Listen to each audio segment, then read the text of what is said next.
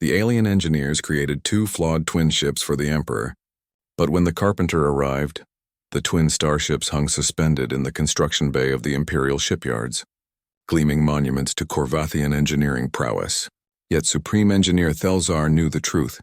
They were failures. Beautiful, sophisticated failures. The resonance frequency is still misaligned. Thelzar's secondary vocal sac vibrated with frustration. His six eyes examined the holographic schematics floating before him. When both ships activate their gravity drive simultaneously, the interference pattern will tear them apart. Within 3 solar cycles, his engineering team, the finest minds from across the Corvathian Empire, had spent 2 standard years constructing the radiance of dawn and echo of twilight. The Emperor had commissioned them as gifts for his twin heirs, demanding ships that would function in perfect harmony, able to coordinate their movements across vast distances as if sharing a single mind. They had failed.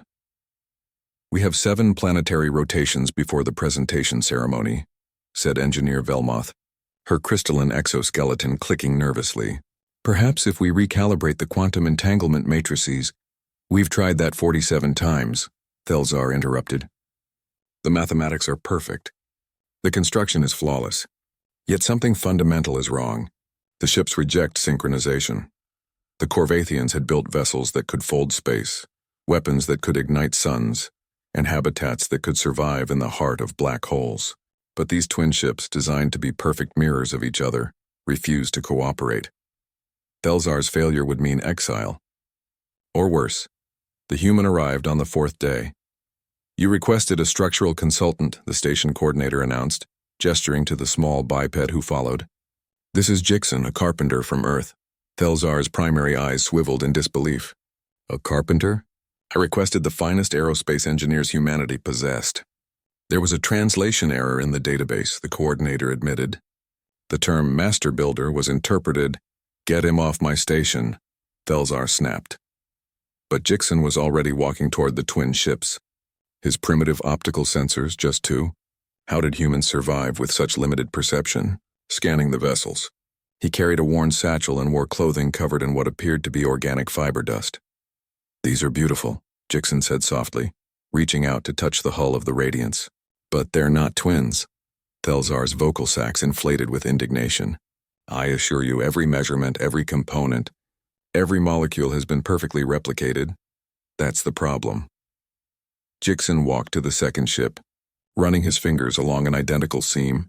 "You made them too perfect. Perfection is a problem?" Velmoth's translator struggled with the concept. Jixon pulled a small device from his satchel, some kind of primitive measuring tool. "On Earth, we build wooden structures. Houses, boats, furniture. When you work with organic materials, you learn something important. No 2 pieces of wood are truly identical. The grain patterns, the density, the way each piece responds to stress, they're all unique. Wood is primitive biological matter," Thelzar said dismissively. "These ships are constructed from synth metal alloys and quantum-bonded composites." "Sure," Jixon nodded. "But you're trying to make them work together like living things. You want them to move in harmony, to anticipate each other. That's not about precision, it's about relationship." He pointed to a junction where 3 support beams met. "You built these ships to be identical, but you're forcing them to be the same. There's a difference." Over the next 3 days, Jixon walked every corridor of both ships. The Corvathian engineers followed, initially with skepticism, then with growing fascination. "Here," Jixon would say, marking a panel. "This one should be 0.03 degrees off alignment." "That creates an imperfection," Velmoth protested. "No," Jixon corrected.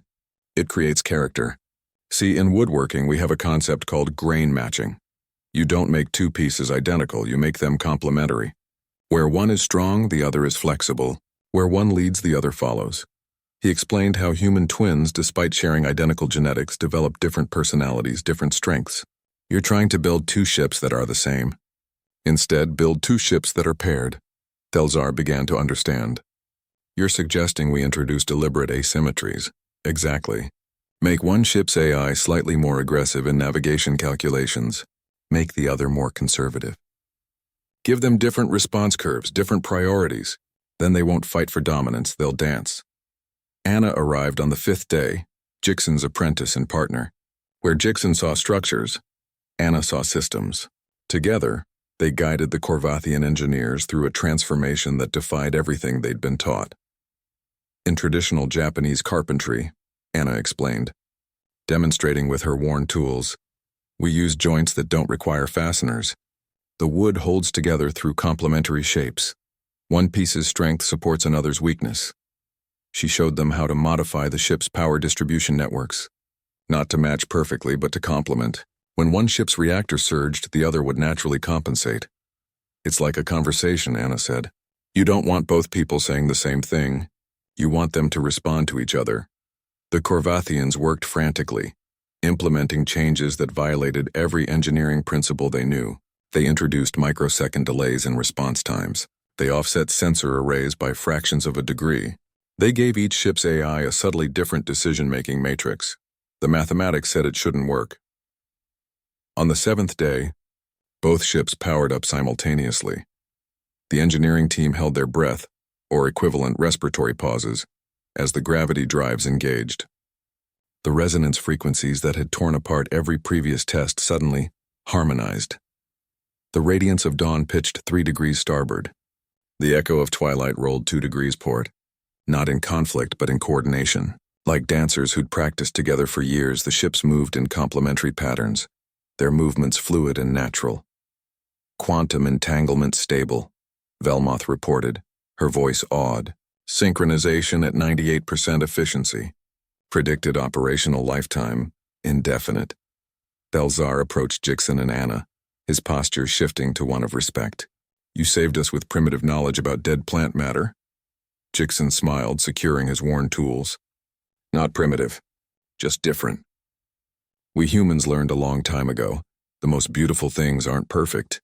They're perfectly imperfect. A master craftsman doesn't hide the wood grain. They highlight it. Anna added, your empire builds with precision. That's powerful. But sometimes the strongest bonds aren't forged through sameness. They're forged through difference that fits together. As the human carpenter and his apprentice departed, Thelzar watched the twin ships moving in their elegant, complementary dance. For 2 centuries, the Corvathian Empire had conquered through technological supremacy. Perhaps, he thought, there was still much to learn from species who built with their hands, who understood that perfection and harmony were not the same thing, who knew that the strongest structures weren't those without flaws, but those where flaws became features. In the construction bay, the radiance of dawn and echo of twilight continued their dance, 2 imperfect siblings finally moving as one.